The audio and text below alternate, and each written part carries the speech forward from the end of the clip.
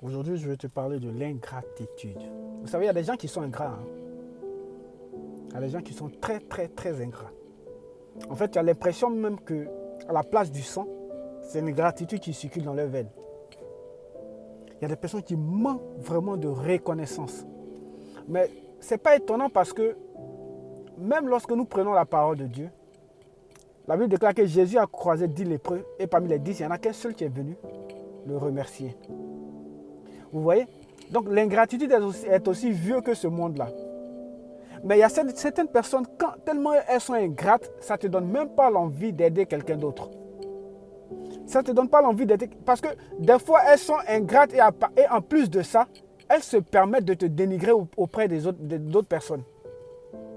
En fait, pour elles, tu es à leur disposition et que toutes les fois où elles te demandent quelque chose, tu dois le faire.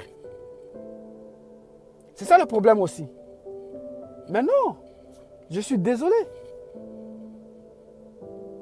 Et ça, c'est blessant. Ça, c'est vraiment blessant. Et quand tu regardes ça, tu te dis, est-ce que ça vaut la peine que j'aide quelqu'un? Et tu te méfies de tout le monde. Et pourtant, il y a des personnes qui expriment leur gratitude quand tu leur fais du bien. Malheureusement, à cause de ceux qui sont passés avant, qui ont été ingrats, ben, tu te méfies. Et tu prends la résolution de fermer vraiment les robinets, de sorte de ne plus aider quelqu'un. Est-ce que vous savez pourquoi on a été blessé? Pourquoi est-ce que l'ingratitude des gens nous ont fait mal? Parce qu'en réalité,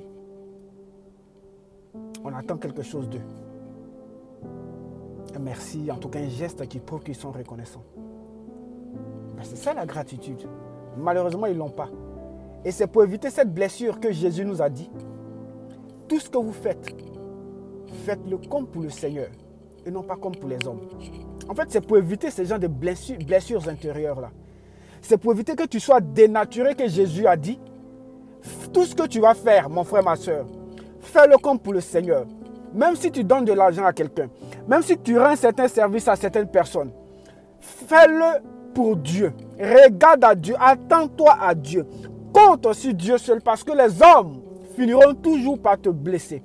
Les hommes finiront toujours par te dire que ce que tu as fait pour eux n'est pas assez.